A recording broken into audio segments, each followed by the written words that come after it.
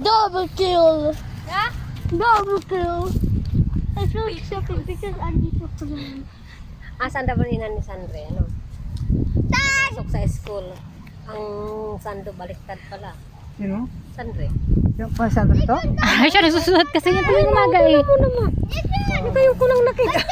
Hindi man halata nung nagdusot ka rin siya ng uniform, hindi naman halata kasi.